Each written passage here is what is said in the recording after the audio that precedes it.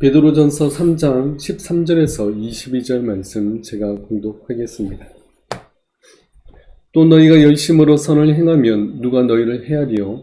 그러나 의를 위하여 고난을 받으면 복 있는 자니 그들이 두려워하는 것을 두려워하지 말며 근심하지 말고 너희 마음에 그리스도를 주로 삼아 거룩하게 하고 너희 속에 있는 소망에 관한 이유를 묻는 자에게는 대답할 것을 항상 준비하되 온유와 두려움으로 하고 선한 양심을 가지라. 이는 그리스도 안에 있는 너희의 선행을 욕하는 자들로 그 비방하는 일에 부끄러움을 당하게 하려 함이라. 선을 행함으로 고난받는 것이 하나님의 뜻일진데 악을 행함으로 고난받는 것보다 나으니라. 그리스도께서도 단번에 죄를 위하여 죽으사 의인으로서 불의한 자를 대신하셨으니 이는 우리를 하나님 앞으로 인도하려 하심이라. 육체로는 죽임을 당하시고 영으로는 살리심을 받으셨으니 그가 또한 영으로 가서 옥에 있는 영들에게 선포하시니라. 그들은 전에 노아의 날 방주를 준비할 동안 하나님이 오래 참고 기다리실 때에 복종하지 아니하던 자들이라. 방주에서 물로 말미암아 구원을 얻은 자가 몇 명뿐이니 겨우 8명이라. 물은 예수 그리스도께서 부활하심으로 말미암아 이제 너희를 구원하는 편이 곧 세리라. 이는 육체의 더러운 것을 제하여 버림이 아니요 하나님을 향한 선한 양심의 강군이라. 그는 하늘에 오르사 하나님 우편에 계시니 천사들과 권세들과 능력들이 그에게 복종하느니라. 아멘. 오늘은 의를 위한 고난이란 제목으로 우리 함께 말씀을 살펴보겠습니다. 예수 그리스도를 구주로 믿는 우리들은 다 하나님의 자녀입니다. 하나님의 자녀들은 이 세상에 속한 자들이 아닙니다. 하나님의 나라에 속한 자들입니다. 그래서 이 땅에서는 우리가 나그네이며 여행객이기 때문에 이 땅에 우리가 참된 소망을 두지 않습니다. 우리의 참된 소망은 오직 하나님께 있습니다. 그래서 그런지 이 땅의 주인들은 우리들을 미워하고 싫어할 때가 많이 있습니다. 그러한 반대 세력에 대해서 우리는 어떻게 대해야 되는지 오늘 본문을 통해서 우리가 살펴보도록 하겠습니다. 먼저 13절과 14절 말씀을 보겠습니다. 또 너희가 열심으로 선을 행하면 누가 너희를 헤아리요? 그러나 의를 위하여 고난을 받으면 복 있는 자니 그들이 두려워하는 것을 두려워하지 말며 근심하지 말고. 아멘. 이 땅에서는 선을 행하고 의를 행하지만 우리가 고난을 당할 때가 있습니다. 왜냐하면 우리가 믿는 이 의에 대해서 하나님을 믿지 않는 사람들은 불편해하기 때문에 그렇습니다. 이 의는 우리 안에는 선한 것이 전혀 없기 때문에 오직 예수 그리스도의 의로 말미암아 우리가 거룩하게 된다는 바로 그 의입니다. 세상은 자꾸 자기 자신 안에서 선하고 의로운 것을 찾으려고 합니다. 그러나 예수 그리스도를 믿는 자들은 자기 자신 안에는 선하고 의로운 것이 전혀 없다는 것을 알기에 오직 예수 그리스도만을 의지합니다. 예수님은 십자가 위에서 그 의를 이루시고 예수님을 구주로 믿는 이들에게 그리스도의 사랑인 이 의를 주셨습니다. 이제 우리는 하나님과 가족 관계로 묶여졌습니다. 이제 우리는 하나님의 자녀가 되었습니다. 이 의에서 우리를 끊을 수 있는 것은 이 세상에 그 어떤 것도 없습니다. 아무리 원수가 강하고 힘이 있다 하더라도 이 그리스도의 사랑에서 우리를 끊을 수 있는 것은 이 땅에 아무것도 없습니다. 로마서 8장 말씀을 보겠습니다. 누가 우리를 그리스도의 사랑에서 끊으리요? 환난이나 공고나 박해나 기근이나 적신이나 위험이나 칼이랴. 기록된 바 우리가 종일 주를 위하여 죽임을 당하게 되며 도살당할 양같이 여김을 받았나이다 함과 같으니라. 그러나 이 모든 일에 우리를 사랑하시는 이로 말미암아 우리가 넉넉히 이기느니라. 내가 확신하노니 사망이나 생명이나 천사들이나 권세자들이나 현재일이나 장래일이나 능력이나 높음이나 깊음이나 다른 어떤 피조물이라도 우리를 우리 주 그리스도 예수 안에 있는 하나님의 사랑에서 끊을 수 없으리라. 아멘. 우리가 종일 죽임을 당하는 것 같고 도살당할 양같이 여김을 받는다 할지라도 우리는 이 모든 일에 우리를 사랑하시는 그 하나님으로 말미암아 넉넉히 이깁니다. 이 세상의 그 어떤 세력이나 사람도 우리를 그리스도 예수 안에 있는 하나님의 사랑에서 끊을 수 없습니다. 그러므로 우리는 그들을 두려워하지 말아야 됩니다. 믿음이 없는 사람들은 우리의 믿음이 있음에 대해서 두려워합니다. 왜냐하면 그들에게는 이런 믿음이 없기 때문에 그렇습니다. 경험해 보지도 못하고 이해할 수도 없는 믿음이기에 그들은 우리의 믿음을 보고 두려워하고 또한 싫어합니다. 그래서 우리를 더욱 미워하고 싫어하는 것 같습니다. 그렇지만 그들이 아무리 우리를 미워하고 싫어하고 또 핍박한다 하더라도 우리를 그리스도의 산에서 끊을 수 있는 것은 이 세상에 아무것도 없습니다. 그러니 두려워하지 말고 이 믿음 안에서 행하시기 바랍니다. 이 믿음을 끝까지 붙들고 나아가는 저와 여러분들 다 되시길 바라겠습니다. 15절 말씀을 보겠습니다. 너희 마음에 그리스도를 주로 삼아 거룩하게 하고 너희 속에 있는 소망에 관한 이유를 묻는 자에게는 대답할 것을 항상 준비하되 온유와 두려움으로 하고. 아멘. 그리스도를 주로 삼는다는 것은 그리스도만이 우리의 주님이라는 사실을 믿는 믿음입니다. 이 세상에서 아무리 능력과 권세가 있는 사람이라 하더라도 그들은 주가 아닙니다. 아무리 예수 그리스도의 대언자라고 주장한다 하더라도 그들은 주가 아닙니다. 우리의 주님은 과거에나 현재나 미래에나 오직 예수 그리스도 한 분밖에 없습니다. 그분만이 나의 구주이십니다. 우리는 그 어떤 상황에서도 대적자들을 두려워하지 않으며 예수 그리스도께 둔 소망에 흔들리지 않음을 보여줄 때 우리는 참으로 그리스도를 주로 높일 수 있습니다. 다른 사람들에게 이 소망이 무엇인지 담대하게 말해줄 때 우리는 또한 주를 높일 수 있습니다. 우리는 우리 속에 있는 소망에 관한 이유를 누군가가 물어올 때 우리는 대답할 것을 항상 준비하고 있어야 됩니다. 이건 신학을 공부한 사람들만의 몫이 아닙니다. 뭔가 변증적이고 논리적으로 대답해야 할 필요도 없습니다. 우리가 예수님을 나의 구주로 믿는다면 내가 믿는 바를 다른 사람들에게도 말해줄 수 있어야 됩니다. 내가 왜 예수님을 믿는지, 예수님이 왜 우리의 유일한 구원자이신지, 우리의 신분이 어떠한지, 또 우리의 죄가 어떻게 사라졌는지, 우리가 어떻게 천국 백성이 되었는지 이런 것들에 대해서 우리가 대답해 줄 수 있어야 됩니다. 그것도 항상 대답할 준비를 하라고 오늘 본문에서는 말씀합니다. 갑자기 누가 이런 것들을 물으면 우리는 당황할 수 있습니다. 그래서 노트에 한 번씩 써보시기 바랍니다. 노트에 쓰다 보면 자신의 생각이 정리되기도 합니다. 이런 믿음에 관한 성경 구절들을 찾아서 암송하는 것도 큰 도움이 됩니다. 그러면 언제든지 성경 구절을 제시하면서 그 이유를 우리가 설명해 줄 수 있습니다. 이런 성경 구절들을 눈에 잘 띄는 곳에 붙여두고 우리가 매일 한 번씩 읽는 것만으로도 우리에게 큰 도움이 됩니다. 그래서 누군가 우리의 소망에 관한 이유를 묻는다면 항상 대답할 준비를 하는 우리들 되시길 바랍니다. 지금부터라도 준비하면 됩니다. 이건 모든 믿는 자들이 준비하고 있어야 될 일입니다. 16절 말씀을 보겠습니다. 선한 양심을 가지라. 이는 그리스도 안에 있는 너희의 선행을 욕하는 자들로 그 비방하는 일에 부끄러움을 당하게 하려 함이라. 아멘. 이 16절 말씀은 베드로전서 2장 12절 말씀을 반복하는 내용입니다. 2장 12절 말씀을 보겠습니다. 너희가 이방인 중에서 행실을 선하게 가져 너희를 악행한다고 비방하는 자들로 하여금 너희 선한 일을 보고 오시는 날에 하나님께 영광을 돌리게 하려 함이라. 아멘. 선한 양심은 선한 행실입니다. 우리의 행실을 보고 사람들이 악행하다고 욕하고 비난할 때가 있습니다. 그럴 때 우리는 한결같이 우리의 선한 행실을 보여줘야 됩니다. 그런 선한 우리의 행실을 보고 그렇게 욕하고 비방하는 자들이 오히려 부끄러움을 당하게 될 것이며 우리의 선한 행실은 전도의 발판이 될 것입니다. 선한 우리의 행실을 보고 욕하고 비방했지만 변함없이 우리의 선한 행실을 보고 어느 순간 그들은 침묵하게 될 것이고 욕하고 비방했던 것들이 칭찬하러 바뀔 것입니다.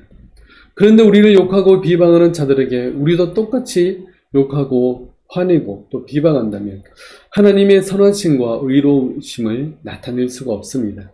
우리는 모든 일에 선한 행실로서 대해야 됩니다. 또한 온유와 두려움으로 대해야 됩니다. 그럴 때 우리의 진정성이 우리를 비방하는 자들에게까지 전달되어서 그들로 하여금 부끄러움을 당하게 할 수가 있습니다. 그래서 그들로 하여금 네가 믿는 하나님이 어떤 하나님이냐, 너희 믿음이 어떠한 믿음이냐라는 질문과 의문을 가지게 만드는 것이 바로 이러한 선한 행실의 신앙이어야 됩니다. 그래서 우리에게 자연스럽게 우리의 소망에 관한 이유를 그들이 물어올 것입니다. 우리는 항상 그에 대해서 대답할 준비가 되어 있어야 됩니다. 그런 준비를 잘 하시는 우리 모두가 되시길 바랍니다. 17절 말씀을 보겠습니다. 선을 행함으로 고난받는 것이 하나님의 뜻일진데 악을 행함으로 고난받는 것보다 나으니라. 이 구절 역시 베드로전서 2장 20절의 말씀을 반복하고 있습니다. 2장 20절 말씀을 보겠습니다. 죄가 있어 매를 맞고 참으면 무슨 칭찬이 있으리요. 그러나 선을 행함으로 고난을 받고 참으면 이는 하나님 앞에 아름다우니라. 아멘. 이 말씀은 우리가 잘못하고 악을 행함으로 고난이 온다는 것이 아닙니다. 고난이란 우리의 악행에 대한 하나님의 벌도 아닙니다. 어떤 사람이 고난을 당하고 있다면 저 사람은 무슨 죄를 저질렀기에 저런 고난을 당하는가? 우리가 이런 생각을 해서는 안 됩니다. 그렇기 때문에 고난 당하는 사람을 우리가 무조건 비난하거나 손가락질을 해서는 절대 안 됩니다. 이 말씀의 요지는 우리가 선을 행하든지 악을 행하든지 고난은 언제든지 우리에게 올 수 있다는 말씀입니다. 그리고 우리에게 오는 고난은 절대 우리가 범한 죄에 대한 결과가 아니라는 말씀입니다. 우리에게 고난이 올 때 우리는 그 고난 가운데서 하나님의 선한 뜻을 찾고 또 고난 가운데서 더욱더 하나님을 의지하고 신뢰해야 됩니다. 하나님이 우리에게 주시는 고난은 우리를 넘어뜨리기 위함이 아니라 우리의 믿음을 더욱 강하게 하시기 위함임을 우리가 항상 기억해야 됩니다. 그리고 우리가 감당하지 못할 그런 고난이라면 하나님께서는 피할 길을 내셔서 우리가 능히 모든 고난을 감당하게 하십니다. 그러므로 고난 중에서도 우리가 믿음을 잃지 않으며 오히려 믿음 위에 더욱 굳건히 서시길 바랍니다. 우리의 고난 가운데서 하나님의 선하신 뜻이 그 가운데 있습니다. 내가 잘못해서 또 내가 죄를 지어서 고난 당하는 것이 아닙니다. 다른 사람이 당하는 고난 역시 그 사람의 죄악이나 그 사람의 잘못 때문도 아닙니다. 그렇기에 고난 가운데 낙심하지 말고 우리는 더욱더 하나님을 믿고 순종해야 됩니다. 다른 사람이 당하는 고난에 대해서 우리가 절대 비난하지 말고 오히려 그런 고난을 당하는 사람을 그리스도의 사랑으로 우리는 도와야 됩니다. 그래서 합력하여 선을 이루어 나가는 우리 모두가 되시길 바라겠습니다. 18절 이후의 말씀들은 해석하기가 쉽지 않은 본문들입니다. 그러나 베드로는 굉장히 직설적인 그러한 사람입니다. 우리가 베드로가 이러한 사람임을 안다면 이 본문도 너무 어렵게 볼 것이 아니라 좀 더 단순하며 직설적으로 봐야 될 것 같습니다. 먼저 18절과 19절 말씀을 보겠습니다. 그리스도께서 단번에 죄를 위하여 죽어서 의인으로서 불의한 자를 대신하셨으니 이런 우리를 하나님 앞으로 인도하려 하심이라. 육체로는 죽임을 당하시고 영으로는 살리심을 받으셨으니 그가 또한 영으로 가서 옥에 있는 영들에게 선포하시니라. 아멘. 예수 그리스도는 단번에 죽으심으로 말미암아 우리의 모든 죄를 사하시고 우리를 의롭게 만드셨습니다. 구약의 속죄의 제사는 해마다 하나님께 드려져야 했습니다. 그러나 예수 그리스도는 단번에 죽으심으로 우리의 모든 죄를 다 사하셨습니다. 그리고 우리를 정결하게 하시고 또 우리를 하나님 앞으로 인도하셨습니다. 그런데 19절 말씀이 우리에게 어려움을 주는 그런 본문입니다. 19절 말씀을 다시 한번 보겠습니다. 그가 또한 영으로 가서 옥에 있는 영들에게 선포하시니라. 우리가 이 표현에서 보통 유추하는 것은 예수님께서 십자가에서 죽으신 후에 육신이 죽으시고 후에 영이 지옥에 내려가셨고 또 지옥에 내려가셔서 그 영들에게 복음을 선포하셨다고 생각합니다. 사도신경의 원본에도 이와 비슷한 표현이 있습니다. 원본 사도신경에는 십자가에 못 박혀 죽으시고 지옥에 내려가셨다라는 표현이 있습니다. 여기 보면 지옥에 내려가셨다는 내용은 한글 사도신경에는 빠져 있습니다. 이게 오해의 소지가 있기 때문에 한글 사도신경에서는 뺐습니다. 사도신경에서 지옥에 내려가셨다는 표현은 예수님의 영이 실제로 지옥에 내려가신 것이 아닙니다. 지옥에 내려가셔서 죽은 영들에게 복음을 선포하신 것도 아닙니다. 이것은 성경적으로 틀린 표현입니다. 지옥에 내려간 영이 복음을 듣고 회개하고 다시 천국으로 돌아올 수 없습니다. 한번 지옥에 간 영은 절대로 다시 나올 수 없습니다. 그렇기 때문에 예수님의 영이 지옥에 가셔서 그들에게 복음을 증거하셨고 그들을 회개시켜서 그들을 구원하기 위함이라는 표현은 잘못된 표현입니다. 사도신경의 이 표현은 예수님께서 죽으실 때 하나님께 버림을 받아야 하셨는데 그 고통이 지옥의 고통과 같은 그런 고통이었음을 표현하기 위해서 이렇게 말하고 있는 것입니다. 그리고 사도신경에 지옥에 내려가셨다는 표현의 근거를 오늘 본문 베드로전서 3장 19절을 들어서 사용합니다. 우리 다시 한 번 더 보겠습니다. 그가 또한 영으로 가서 옥에 있는 영들에게 선포하시니라. 여기서 영으로 가서에서 가다라는 그런 헬라어는 포리오마이라는 단어를 사용합니다. 이 단어는 한 번도 성경에서 한 번도 지옥으로 내려갔다는 의미가 없습니다. 이 단어는 오히려 그리스도의 승천, 바로 하늘로 올라가셨다는 것을 묘사합니다. 오늘 본문 22절 말씀에 그는 하늘에 오르사라고 하는데 이 오르사가 바로 헬라어로 포리오마이입니다. 그러니까 19절의 말씀에 포리오마이 역시 하늘로 올라가셨다는 것을 뜻합니다. 이 19절을 좀 더 자세히 보려면 20절을 함께 봐야 되는데 20절 전반절을 보겠습니다.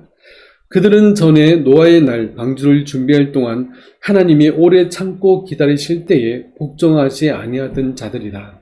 예수님이 옥에 있는 영들에게 그들에게 가서 그 옥에 있는 영들에게 선포하셨다는 그런 말씀인데 그들은 누구냐면 바로 노아의 날 방주를 준비할 동안에 하나님은 오래 참고 기다리셨지만 여전히 하나님께 복종하지 않았던 그러한 자들입니다. 그들에 대한 암시가 노아가 방주를 준비하던 그 시기의 말씀을 보면 좀 더 명확해집니다. 창세기 6장 1절에서 5절 말씀을 보겠습니다.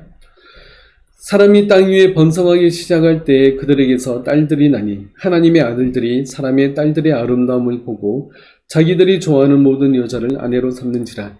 여호와께서 이르시되 나의 영이 영원히 사람과 함께하지 아니하리니 이는 그들이 육신이 됨이라. 그러나 그들의 날은 120년이 되리라 하시니라. 당시에 땅에는 네피림이 있었고 그 후에도 하나님의 아들들이 사람의 딸들에게로 들어와 자식을 낳았으니 그들은 용사라 고대의 명성이 있는 사람들이었더라. 여호와께서 사람의 죄악이 세상에 가득함과 그의 마음으로 생각하는 모든 계획이 항상 악할 뿐임을 보시고. 그리고 이 부분을 표현하는 유다서 말씀도 보겠습니다. 유다서 1장 6절 말씀입니다.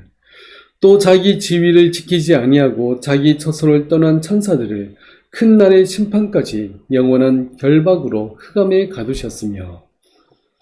그러니까 그들은 인간 여성과 비정상적이고 부도덕한 연합을 하려 했던 반역한 천사들입니다. 이들의 반역으로 말미암아 온 세상에 더욱 죄악이 가득해지게 되었습니다. 그래서 이 반역한 천사들의 죄악에 대해서 하나님께서는 벌을 내리시는데 그들을 옥에 넘기시고 불못해서 받을 최종 형벌을 기다리게 하셨습니다. 그리스도께서는 부활하시고 승천하시면서 바로 이 악한 영들에게 이 영들에게 찾아가서 자신의 승리와 그들의 심판을 선포하셨습니다. 그래서 예수님은 죽으시고 그의 영이 지옥으로 내려가신 것이 아니라 오히려 하늘로 올라가시면서 예수님의 승리를 선포하셨습니다. 그렇게 이 베드로전서 3장 19절 말씀에 옥에 가셨다는 내용은 지옥이나 스올로 내려가셨다는 것이 전혀 아닙니다. 지옥의 영들에게 가셔서 복음을 전해서 그들로 회개케 하시고 몇몇 영혼들을 다시 천국으로 인도하셨다는 내용은 전혀 성경적으로 맞지 않습니다. 그리스도의 영이 하늘로 가셔서 승리를 선포하신 것은 이 땅에 남아있는 성도들에게 큰 위로가 됩니다. 예수님은 악한 영들에게 영원한 승리를 선포하심으로써 이 땅에서 여전히 박해를 겪는 그들에게 궁극적인 승리가 그의 백성들에게 있음을 알려주는 그러한 사건인 것입니다. 우리는 이 땅에서 고난과 박해를 당하지만 우리는 이미 승리를 손에 쥐고 있는 그러한 사람들입니다. 예수님의 승리가 곧 우리의 승리입니다. 결국 그리스도가 승리하셨기에 우리는 그 승리라는 결과를 알고 현재를 살아갑니다. 결과를 알기에 현재의 고난이나 박해를 두려워하거나 무서워할 필요가 없는 것입니다. 이미 결과는 예수 그리스도의 승리입니다. 그 승리는 우리의 승리입니다. 지금은 고난과 박해를 당하지만 우리는 앞으로 반드시 승리할 것입니다. 그러므로 지금의 고난과 박해를 두려워하지 않으며 오직 하나님을 더욱 의지하고 믿음으로 나아가는 우리 모두들 되시길 바라겠습니다. 20절 하반절과 22절 말씀을 보겠습니다. 방주에서 물로 말미암아 구원을 얻은 자가 몇 명뿐이니 겨우 8명이다. 물은 예수 그리스도께서 부활하심으로 말미암아 이제 너희를 구원하는 표니 곧 세례라. 이는 육체의 더러운 것을 제하여 버림이 아니요 하나님을 향한 선한 양심의 강군이라. 그는 하늘에 오르사 하나님 우편에 계시니 천사들과 권세들과 능력들이 그에게 복종하느니라. 아멘. 노아의 방주는 예수 그리스도를 예표합니다.